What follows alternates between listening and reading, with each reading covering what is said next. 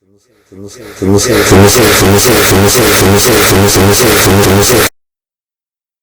mother said, shouldn't be doing some work and getting back to school. So we then just ran through the field, through the forest or through the bushes and little area on the way to school, taking photos of each other running around, and while somebody was having a wee behind a tree, we attacked him with cameras. It was all just a laugh. And when we got back, the tutor liked what we did, what we had done. It was different, I suppose, because other kids who were interested in photography had read their father's practical photography magazine, an amateur photographer. Running concurrently to that, we were, rather than growing our hair quite long and not necessarily involved in football as such, and our tutors called us dead legs when we weren't actually participating in sports, and our decent headmaster said, go on, do something sensible, go and play guitars. And while everybody else was on the field getting cold and wet and bruises and scratches from rugby on stony fields, we were allowed to go and make noise in our music room. The enlightened art teacher used to take us sailing. He was a sailing fan, and so he and let people go off and play on his boat with him, I guess, at the local yacht club. Sounds all posh, but it was in Essex at the time. It was only a, those things called quarry. It was only a quarry, but it was something where we didn't have to get too wet and dirty doing. So I think I was always looking for the easy way out in life, and we ended up forming little bands in school in 1974, 75, and I played locally in the colleges. We supported Mungo Jerry and a band called Hustler, and our biggest concert was supporting Thin Lizzy in our local town park. Harlow Council was really good. They managed to put on concerts from the likes of Hawkwind, Arthur Brown to Bay City Rollers and Kenny. And so I was always interested in that, and we used to go down to the concert stadium, the concert stage in our town park early on. And one of the memorable times was, I guess, around 74, 75, 76, that Budgie, East of Eden and Judas Priest played. And we got down nice and early and helped load the gear on the stage, and there was this young Birmingham band called Judas Priest, and they came down in a Luton box van with all their gear piled in it, and they were very, very happy for a bunch of long-haired youths to help them, and even just playing with flight cases was exciting to us. We helped load all the stuff on, and it was interesting that Ken Downing had just got a brand new Gibson Flying V guitar, and was very proud of that, and we were all looking in awe at that. During their concert, I remember the PA wires, which were very bare wires covered with plastic, not proper speaker cables, started to burn. And I remember there's a waft of smoke going across the stage. I'd love to see if there's a video of this or film anywhere, that they were playing so loud and noisy that they nearly blew the PA up. But after the show, we helped break the stage down for them, and we mentioned to the guys that late on in the evening, there was at the local Odeon, they had rock and roll films. One being, that night it was Jimi Hendrix plays Rainbow Bridge, and I won the competition in our local paper when I got a signed copy of the.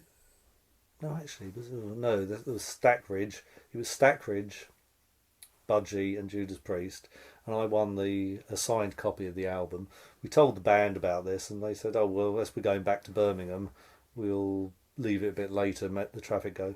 So we'll come up to the cinema." And they asked us if we wanted a lift, and we all piled in.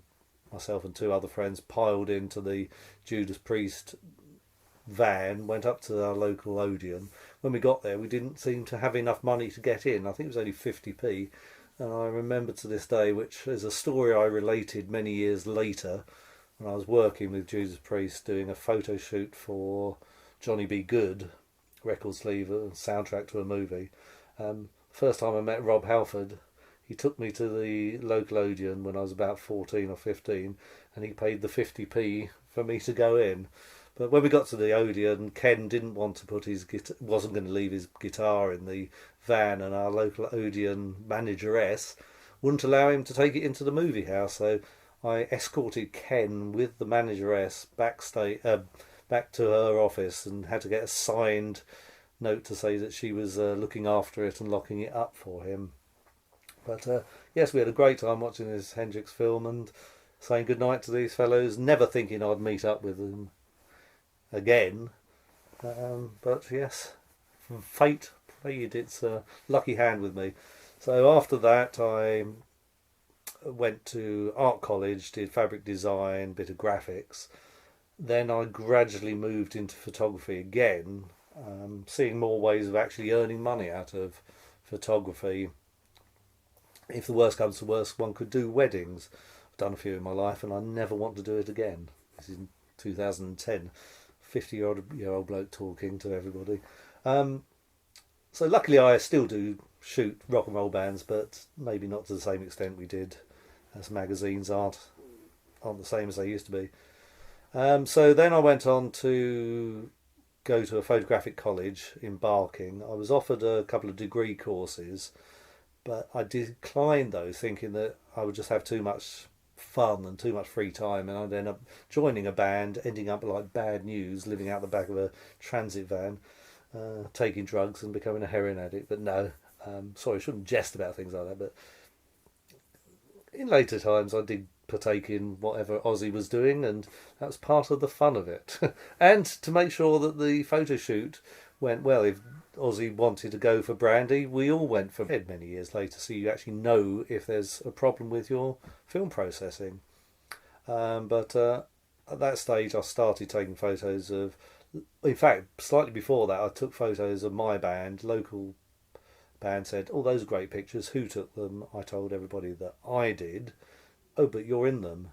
And I said, no, I did it on a self-timer. So the luxury of being at college allowed us in 75 in my band Iron Orchid to get local gigs with colleges, utilise the college dark rooms to get photos done, to make T-shirts on the screen printer at the college, and just generally make contact with other students and other colleges. So also having camera will travel. I didn't really have much money to go to the college gigs and things, so I ended up taking photos for the local college magazine, and I managed to go in to see, I remember the Pretenders at a very early stage, the original lineup, and I took some shots, maybe half a dozen of the band backstage, and their manager said, "Can we see them?" So had them processed, and he gave me his card, which was in Covent Garden in London. So I popped down and took the 20 odd frames that I'd shot, maybe 36 if I shot one roll. And they ultimately ended up buying these pictures. They gave me 30 quid for half a dozen pictures, which was more than a month's grant, I believe, which was great. And I thought, hang on, I'm getting money for this. This is very easy. Get into gigs for free, get to meet bands, play with their equipment, help them load in and out. Interesting life. So ultimately I moved on and reading magazines. I remember there was a magazine I believe called Popstar Weekly, or it was an offshoot of Sounds or Record Mirror. They were looking for journalists, and I rang them up on the college payphone and offered my services as a budding photographer. They turned me down instantly, said, no, we need writers. It's, we've got hundreds of photographers. And I said, I can list the photographers you're going to use: Chalky Davies, Jill Furmanovsky, Penny Smith, etc., which were my heroes, I suppose, at the time. I used to love their work. And they said, of course, we've got them all sorted. And I said, well, hang on. And gave them a bit of attitude down the phone saying, well, how are we supposed to get on? And, it's about time you had some new eyes looking through lenses. And they said, okay, then prove yourself. And I think they offered me to go to a gig in London and shoot it. And we want the pictures tomorrow lunchtime. So I'd made a rod for my own back. So I remember zooming into London, shooting some pictures, zooming back home, processing the film in Mum's bathroom, hanging the stuff up to dry. Then the negatives were dry in the morning, zoomed into college early on, snuck into the storeroom, printed the photos, zoomed into London, into Covent Garden where the offices were, dropped them off, got back to college, and everybody was going, "Oh, you're a bit late." And little did they know I'd been in before anyone had opened up the classes properly.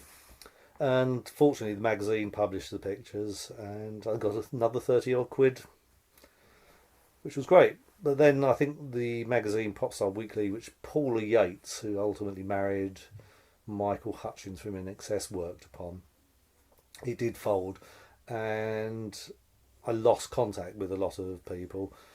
So I was pushing and plugging away again, but in those days as a student you could still manage to get your way into concerts. And I remember photographing Rush, Hammersmith Odeon. I can't remember if I contacted the Odeon or the record company saying I'm a student and I need to do something for my project. So I got the photos in and I believe somebody mentioned send them to Sounds magazine and write on the back normal rates and credits apply. And then a week or so later, a friend told me, "I've just seen your picture of Rush in the magazine," which was a surprise to me. And then I rang them Sounds up and they said, "Yes, we've used your picture. Can we have your address? By the way, can you do another little shoot for us?" And I think it was a couple of live shots I did.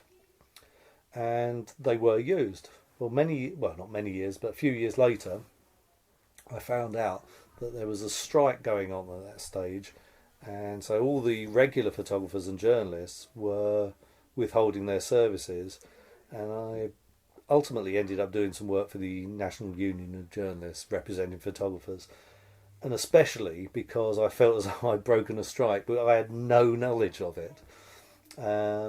But you have to take these opportunities, and I did push a bit to get work again, but it did backfire because obviously I was one of the strike breakers, so some of the full-time journalists didn't necessarily want to use those people. Ultimately I ended up working in advertising, and the guy I worked for when I was a photographic assistant was a friend of Jill Furmanovsky, a rock photographer on the NME Sounds. She did an awful lot of stuff with the Police, Wishbone Ash. She used to come to our studio quite often, but always when I was in the darkroom and I never got to meet her. Well, one time I managed to pop out and fortunately there was a picture of mine I'd taken of a band called Fad Gadget in Sounds, and she saw it, thought it was really nice, and she said, "Oh, would you like me to put a word in for you?" And I said, "Love to." So she knew that somebody at Melody Maker needed a photographer, and I think it was a Tuesday afternoon. We had a phone call at my boss's studio asking for me, and the boss passed me over and they said, "Can you do some pictures on Thursday?" God knows who it was. Oh dear. Oh, it will come to me one day. But they said, "Can you do some photos?" And I checked with Ralph and he said, "Yeah, pop out for a couple of hours and as long as you're back for the end of the day and when we've got everything sorted." So Ralph was fantastic and he encouraged me to go out there. So I did the photos, finished the day off in the studio doing the advertising work, processed the film, used the darkroom, sent the pictures down to the magazine, never heard anything, checked the magazine and it had been published. Then I got another phone call and I was quite disappointed that in this industry it was a job to everybody. To me, it was still really exciting, and I'm sure I've got cynical in my old age, but the old hacks, they weren't really, they were young hacks. I think they were more interested in the lifestyle themselves, going out drinking and But it was just doing the job, filling the page, and things really took off. I was very lucky, thanks very much to Jill. I helped her in the studio. She didn't have much knowledge of using a photographic studio, and I believe it was the band ABC that she was shooting, and she was having difficulty lighting it, and she used to whisper to me, "Could you do this? Could you do that?" And it was an absolute pleasure helping make the pictures. But it was the whole thing of the job. It was Jill's vision. She pressed the button, so I was just doing what she required. But still, it was interacting, and Jill was so helpful. I ultimately ended up working with her as an assistant and helping her build a studio. And I used to use her dark room in her house. She helped me get a flat in Primrose Hill, opposite where she lived, and round the corner from a couple of sounds journalists who ultimately I ended up working with. So being in the right place in London around Camden Town area also helped. It was quite a hive of activity. And I was doing a cross-section of material. I worked with Killing Joke. They were the first band I went to Los Angeles with. And also part of the deal was I always wanted to go to America as a kid. And if I wasn't the best bass player in the world, I could have been a roadie, I could have been a journalist. No, I ended up being a photographer, and in 1983 I got a phone call saying, "Have you got a visa?" And I thought maybe I'm going to Europe. Little did I know they were talking about a visa for the USA, and I replaced a photographer who couldn't go, and my aim in life to go to America, to hang out with bands, get paid for it, and 83 was my prime year of getting into shooting front covers for magazines. I remember my mother ringing me up. I was living in Camden Town at the time, and Mum used to ring me up asking me what have I been up to, and so she would go to the local W.H. Smith's to buy all the magazines to see where her son had been. Oh, how was Germany? How was Los Angeles? How was Cardiff? And Could you sort of tell us a bit more about your music taste and how it came round to metal? I mean, yeah. How you got into metal. Okay. I was always interested in music, and I guess most of it was Top of the Pops and radio, and fortunately live music. We didn't really have a record player at home till I think that's 69 or 70, and my father gave me 2 and 6, I believe, in old money to go out and get a record. And the first vinyl record I bought on the strength of the cover, and I guess it's because my art leanings, my photography leans. It was a picture of a little kid with a skeleton, little black kid, I think it was, a little black lad and a skeleton. And I had no idea what it was, a gatefold sleeve, but it was fantastic. I loved the fact that we had big sleeves in the old days and stuff. Put the record on. It was by a Midlands band called Chicken Shack. Stan Webb, Christine Perfect, who went on to become the keyboard player with Fleetwood Mac. It was a blues rock album, and I've always just loved guitar-based music. And one of the first bands I ever saw was Status Quo, and they were immensely powerful in the good old days of 79, 80. Pile Driver, I think, had just come out. And it was all about live music, long hair, denims. And when I was in my little band, Iron Orchid, I remember we had a very nice drummer who turned round to us and said, "How comes you guys look so scruffy? How do you do it?" And it was the fact that didn't have much money, and my Levi jeans were held together with gaffer tape, let alone the van that I managed to acquire to go to college was held together with gaffer tape. And the louder the better. But I was also interested in photography. But when I started working for Sounds magazine, I was doing quite a bit of punk stuff. And part of this angle of doing the photography is I wanted to travel a bit. And all the punk bands and sort of arty bands were tending to go to Europe, and I always wanted to go to America.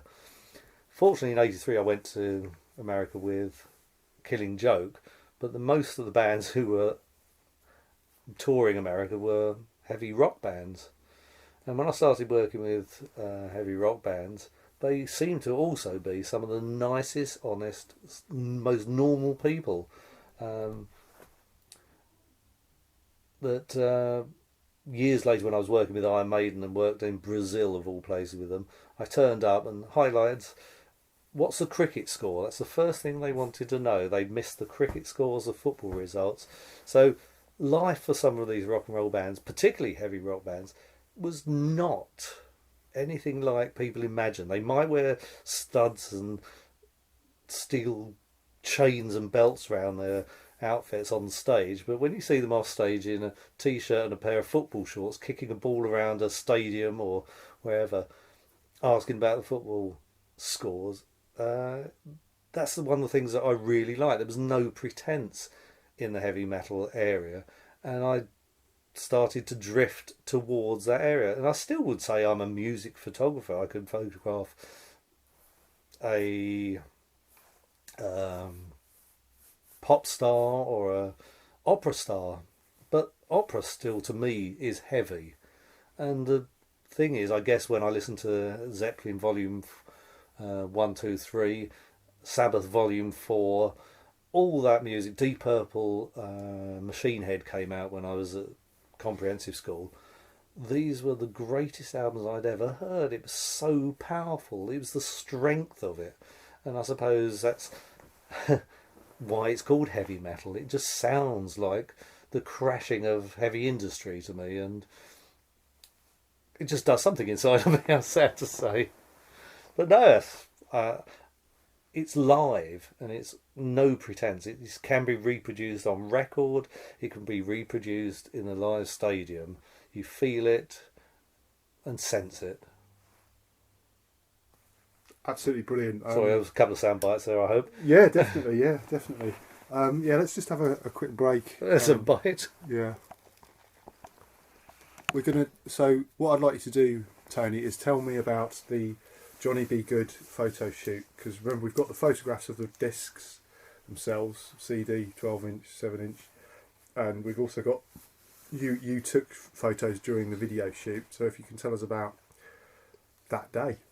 Yeah, I believe I was commissioned by Judas Priest management and record company to photograph the video shoot in Amsterdam. I was also working for Metal Hammer at the time, and they were an international magazine published in German, Spanish, French, etc. So part of the deal was that I shot for the magazine, and I believe there might have been a large photo spread in '88 for that. So that was a deal that was struck between management and the magazine. But I was doing a fair amount of work with Priest and got to know them and their management quite well around that time. So it was a great shoot, part of the lifestyle thing, flown out, I guess, business class out to Amsterdam, put in a reasonably nice hotel, all expenses paid, and coming down to a shoot. I'm not sure if it was the Paradiso Club.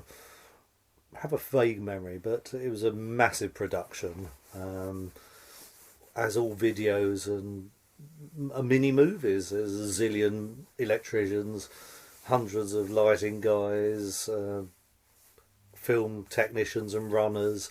And as this was part of a soundtrack for a movie, I don't know if this video was actually going to be shot part in the movie itself. I don't remember, but it seemed to be one of those high sort of value projects with clapperboards all shot on movie film, cameras on gantries, cameras on dollies, cameras on mechanical arms, etc. It was fantastic, and I had full access on the day.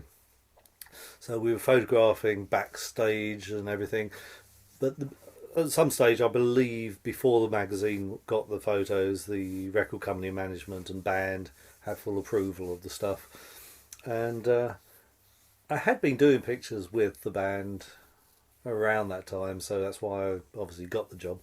And I have a vague memory of being backstage with all the band having their hair coiffured, and somebody making a joke about Rob and the hairdresser. And I think it was around that time that people started either working out or whether Rob came out.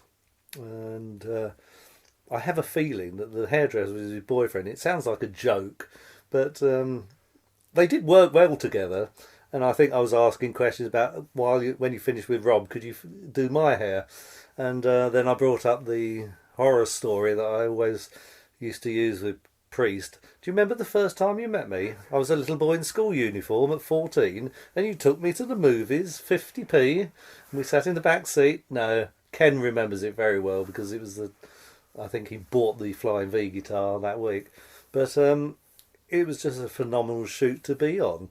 I believe the video director had brought his bulldog along, and I remember doing some shots of the band with the dog. Somebody grabbed a pair of sunglasses, put them on the dog, and the dog was given a t-shirt, a Priest t-shirt. And while I was going through my t-shirt collection, which I now keep in my loft somewhere, I found the exact shirt, well, not the exact shirt, but the shirt from the shoot, which was a 1986 Turbo shoot. Whether they called the dog Turbo or not, I don't know. But that was a real surprise to me when I found the t-shirt and the photo of the dog in the shirt. But no, it was a great shoot because it was used for press purposes. It appeared on a 12-inch single, 7-inch single, CD, and I guess CDs might have been relatively new at that stage. But that was been the bane of my life, CDs. Once upon a time, you used to get your pictures used nice and large on 12-inch vinyl. If they were gatefold, it could be 24 inches long. And now they want to cram 100 pictures onto a tiny little 5-inch by 5-inch, is it? So, from a photographer's point of view, all this new technology is spoiling it all. Those days of heavy metal bands having double gatefold sleeves, t-shirts, posters, it was all going to this MP3 age where you have to download everything. Oh, we hate it. Brilliant, absolutely superb, yeah. Why do you think that the region has produced metal music? Why do I think the reason that the Midlands have produced heavy metal music? I think it's one of the stories I've heard that the Midlands being an industrial heart of Great Britain, of England, the heavy industry, which always has sounded to me crashing of presses, the screaming of guitars is like metal being filed down. I'm sure it must have come from and also it wasn't the most economically high areas in the country, was it? That it was good, honest working class. That's the received wisdom, and you've seen it around the world. Yeah. So why does it? I've just thought of this, but I should be asking everybody this. But why has it had such an enduring global appeal? Why is it the longest popular music? The most well-established, widely consumed popular music form ever. A lot of my feelings are based upon what I've read and been in the music industry, and I'm sure a lot of people have looked into this, and I'm sure I use terms that everybody else has used, that it's come from the industrial centres, but I certainly think when Black Sabbath detuned their guitars, I don't know the exact reason why that happened, but with them putting the doom-laden quality to their music, it is a pretty working class, honest bloke music. It's come out of working, come out of a raw energy, and I think a lot of people could feel it very accessible. And I've met people when I've been working with pop bands who often, when you hear them tuning up, will play Black Sabbath music. I remember guitar player from Oasis, using all these guitar effects, making it really fuzzy, dirty. And I looked up at the chap and thought, he said, "I bet you like me now. I'm using these heavy metal tones." And I said, "I can see through, read you like a book." Everybody who plays guitar wants to give that crunch sound, which a magazine named itself Kerrang. It's what you do to a guitar. You hit it with a swinging arm in a Pete Townsend fashion, and it goes Kerrang. It's a noise. And I think even if you can't play guitar, you can come out with a very satisfying, in the 90s it was called grunge sound. But when Black Sabbath detuned their guitars and gave this doom quality, which even Zeppelin has a doom quality, from my point of view, I think it just stems from the Midlands. You have to have that feeling. It wouldn't have grown in Los Angeles. It's too sunny. It's too pretty. What did they come up with? The Beach Boys. And I think it's just intrinsically intrinsically British. Whereas, sunny California girl type music is pretty. Okay, that's great. That's really good. Yeah, thank you. I mean, you got some really good insights there, actually. And I'm definitely going to be asking other people that question. I'm just going to jot it down. Enduring global appeal. Right, what I'm going to do now is just ask you if there's anything you'd like to say, and then we'll do the permissions, and then I want to do a couple of different intros. Have I said anything that you think I should be saying that I wanted to say? But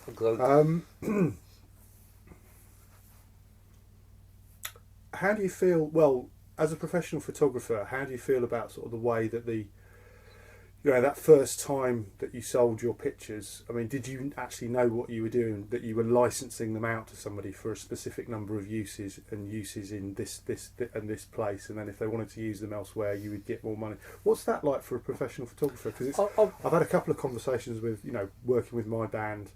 I've asked people to take photos and, negotiations around that. So just talk about that. Yeah, so when I started in the late 70s, early 80s, I fortunately was running concurrently, doing my college course, starting to do freelance assisting and selling my pictures. I was obviously aware it was a commercial industry, and our college, which was fairly structured, did give us insights into how you license copyright and protect images. And for a fan, especially, to have a picture of somebody like the Buzzcocks used on a Buzzcock sleeve or something, bought by a record company, it was just exciting, because I just loved the whole aspect of owning records, opening books, seeing your photos, seeing your books, photos in books, magazines, on T-shirts, everything like that was just part of the fun of it. So you had to have almost, I think, two heads on to look at one side where you wanted to do it, but also be protective and make sure it was used in the right manner. Nowadays, in the 2010, everybody's a photographer. They've got a phone that takes photos, and they don't want to see any art. Well, they do want to see art, but they don't accept that people do it as a living. And everybody's willing to give their pictures free to get into concerts and just associate with people. I think there was, in the 70s, sounding like an old fogey, but there was a bit more respect about how you'd go out and actually buy records. Nowadays, everybody downloads via Spotify, and I talk to kids and youngsters in bands who just expect their music to be taken for free or downloaded for free. So I think it's a sorry state of affairs in a weird sort of way, because how would anyone be able to get on if everything is for free? I found it interesting as a writer that there's a couple of websites where photographers go out and take photos of gigs and combine that with the words of a writer.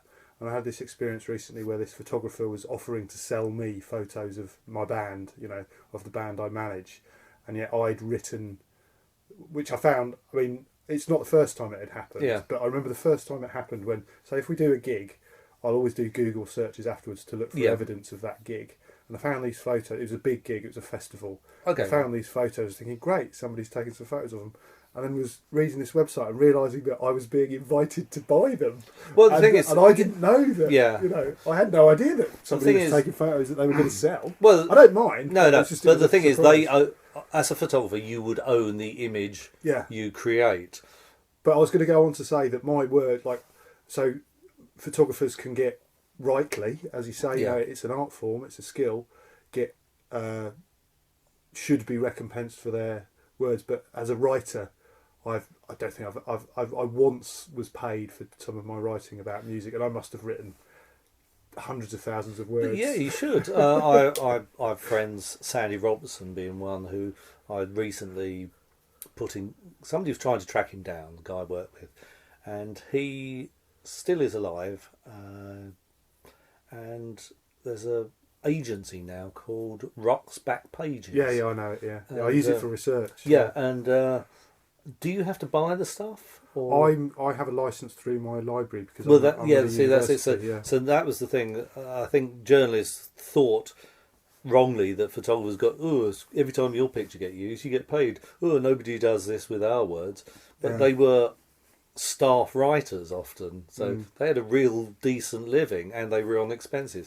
Whereas we as freelance photographers had to buy cameras, had to buy film, had to buy processing equipment. So insure your gear. So it was very expensive to do. As a writer, you didn't need to own anything. You go to the office, use a pen, their paper. Yeah. They didn't even buy those. And so when I remember when I worked with the NUJ, that new technology came in and magazines started saying, we'd like the freelance writers to put everything in on disc. What's a disc? Well, they did know what it was, but they used to come in and use the office typewriter, so they wanted the office computer. Well, they did do that, but then when everybody was queuing up to use the computer, they had to then go and buy a computer, in fact, they didn't have laptops weren't around then. Yeah. When the first thing, everybody go, well, we're not getting paid enough, and we said, well, hang on, this is what we've been saying as photographers for years. We need more money for what we seem to do. It costs, you should get £100 a page, because it costs you hundreds and hundreds of pounds to buy the cameras, let alone do the processing. To earn a day's living, whether it be £100 a day, it will take you more than a day to do the shoot and to process and everything. Okay, you went to Los Angeles to do it. Yeah, of course we loved it, of course we did. But sometimes it was a chore. And people don't realise it. When it's not only fun, and sometimes some of these bands aren't particularly nice people. So you come back and you've been treated like a monkey up a tree to them. Get out of our way. We don't want to see you around. So you've got to hide up in the tree to get the pictures, where you've been told by the magazine who's the record company paid for this article to be written. You might end up in some horrible place in Belgium, in the mud. Am I back in World War One here? But sometimes it's not all that it's made out to be, and particularly from our point of view, it was really quite hard at times. Yeah. But no, I think people are now aware that if somebody is, especially writing, I've always found that. I think writing was such a creative art. I love reading, and you were reading that Nick Campbell, weren't you? Yeah. How they were. It was prose. It was fantastic, and it stands the test of time. Some do, some don't. Yeah. So, it does, you're some right. pop magazines, Record Mirror, That's I'm sure. why Back Pages is like, some kind of addictive drug. Of course, yeah, sorry. Okay, so the two things I want to do is I want to do some kind of introduction, because when I edit and on a radio program, you get hello, my name is Tony Mottram, and